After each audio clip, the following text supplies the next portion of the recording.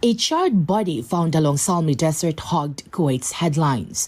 Initial autopsy reports showed that its head was smashed and there were alleged traces of torture found on the body. It was also discovered that she was pregnant. The Kuwait Forensic Department identified the victim as Julie Bicabiles Ranara, 34 years old and a household service worker at a Kuwaiti family in Jahra. According to the Philippine Overseas Labor Office, Ranara, married and with 4 children, arrived in Kuwait in July 2022. The embassy extends its deepest condolences to the Ranara family on the loss of their loved one.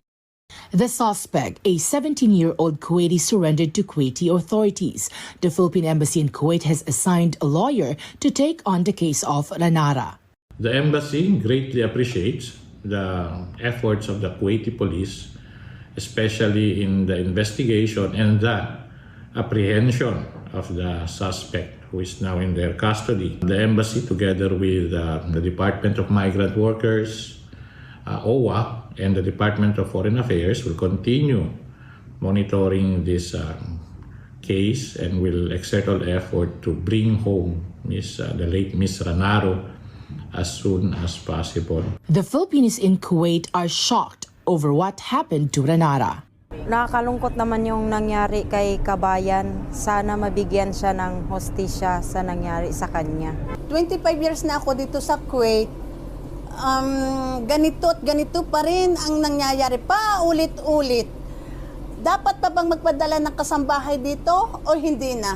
A migrant workers group calls on the Philippine government to review the deal signed with Kuwait in 2018. So what we're asking the Philippine government, we're demanding the Philippine government is to review its existing MOU or any other bilateral agreements that it has signed with the government of Kuwait. A question that we have with that existing MOU, were there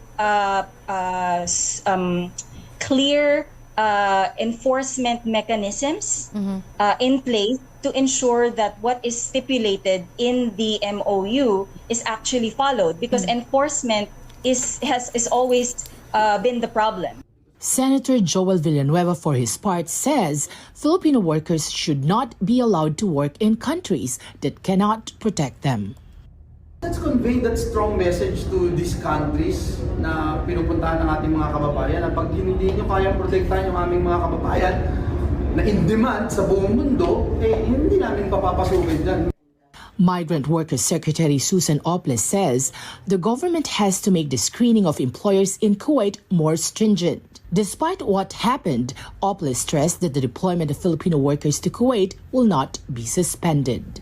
We will reach out to the Kuwaiti government.